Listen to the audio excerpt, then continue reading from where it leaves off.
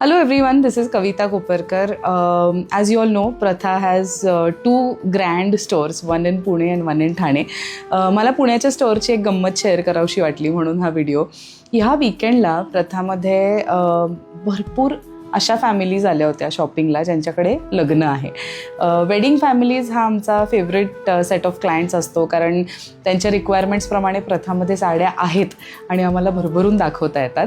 पण गंमत अशी आहे की प्रत्येक वेडिंगसाठी शॉपिंग करायला आलेल्या फॅमिलीचा सर्कमस्टन्सेस, सिनारिओ आणि त्यांच्या रिक्वायरमेंट्स किती निरनिराळ्या होत्या.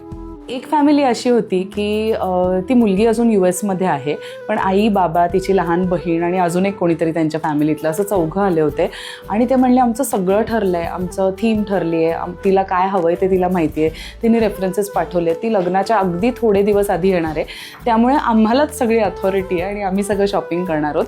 सो ब्राईडसाठीचं शॉपिंग करायला 4 फॅमिली मेंबर्स आले होते आणि ब्राईडबरोबर शॉर्टलिस्ट करून मध्ये मध्ये व्हिडिओ कॉल्स असं करत करत त्यांनी फायनली छान ब्राईडच्या 3 साडीज सिलेक्ट केल्या. दुसरी फॅमिली अशी होती की एक आजी, त्याच्यानंतर 2-3 म्हणजे आई आणि 2-3 आय थिंक त्या काकू होत्या, दोघीजणी 2 काकू होत्या, 3 पुरुष होते फॅमिलीतले, त्यातले एक तिचे बाबा होते, नवरी मुलगी होतीच. असे एक माझ्या मते 7-8 जणं त्या फॅमिलीतले इन्क्लुडिंग द ब्राईड असे शॉपिंगला आले होते. छान सगळे ओकेजन्स त्यांनी नोट डाऊन केले होते, काय काय ओकेजनला आपल्याला साड्या हव्या आहेत. एकदम सिस्टमॅटिकली पहिले ब्राईडच्या साडीज बघितल्या, भरपूर टाईम दिला, ब्राईडच्या टॉप 3 साडीज सिलेक्ट केल्या. मग त्याच्यानंतर ब्राईड म्हणली आता आई तू बघ तुझ्या साड्या.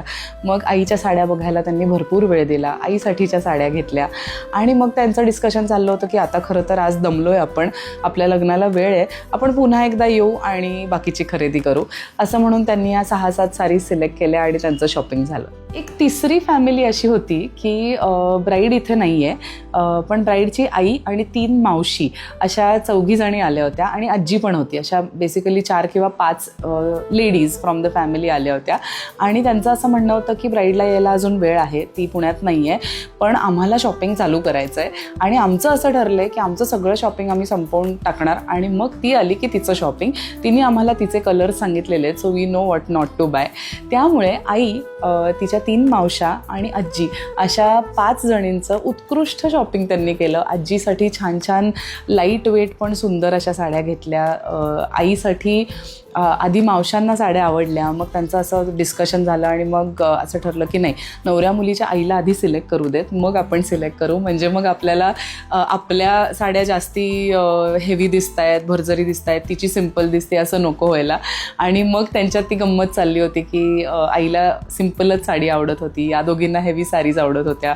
असं करत करत त्यांनी त्या 5 जणींनी अतिशय सुंदर साड्या सिलेक्ट केल्या आणि आम्हाला प्रॉमिस करून गेलेत की तुम्ही आम्हाला कॉल करायचा आहे की कधी ब्रायडल कलेक्शन येणार आहे आणि त्याच्याप्रमाणे आम्ही तुमच्याकडे येणार आहोत ब्राईडला घेऊन. आणि संडेला एक फॅमिली अशी आली होती की त्यांनी सांगितलं आमच्याकडे लग्न आहे, पण ते पुढच्या जानेवारीमध्ये आहे, आमच्याकडे खूप वेळ आहे, पण आमची फॅमिली मोठी आहे आणि आम्हाला आत्ता गिफ्टिंगसाठीच्याच साडीज बघायच्यात. आणि असं करून त्यांनी 30-32 गिफ्टिंगच्या साडीज सिलेक्ट केल्या आणि खूप हौशीने सिलेक्ट केल्या, भरपूर वेळ दिला. प्रथामधल्या अगदी 1500-1800 रुपयापासून ते 8000 रुपयेपर्यंतच्या अशा ह्याच्यामधल्या रेंजमधल्या साडीज त्यांनी सिलेक्ट केल्या.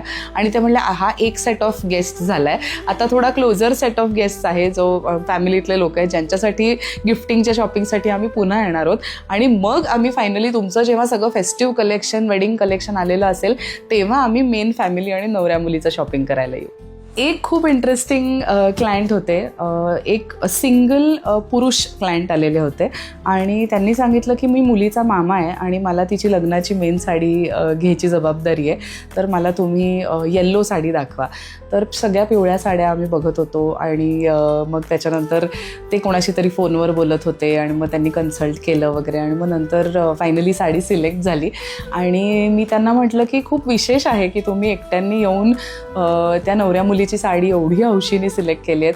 तर ते इतके इमोशनल झाले. ते म्हटले की मला मुलीसारखीच आहे ती, आणि तिच्यासाठी तिच्या लग्नासाठी मला शॉपिंग करता येत आहे, मला साडी सिलेक्ट करता येते, ह्याच्यासारखं दुसरं काहीच असू शकत नाही. आणि तिचा माझ्यावर पूर्ण ट्रस्ट आहे. सो तिने मलाच काय म्हणायचं जबाबदारी दिली आहे. कारण मी शौकीन आहे, मला साड्या आवडतातच, त्यामुळे सगळ्यांना माझ्यामध्ये कॉन्फिडन्स आहे. असं करत त्यांनी ती साडी सिलेक्ट केली. सो मलाच I found it so sweet की सो एकीकडे एका फॅमिलीतले 8-8 लोक, एकीकडे एका फॅमिलीतला एकच माणूस येऊन त्या नवऱ्या मुलीची साडी घेतो. एवढी व्हरायटी आम्हाला लिटरली एका विकेंडमध्ये बघायला मिळाली.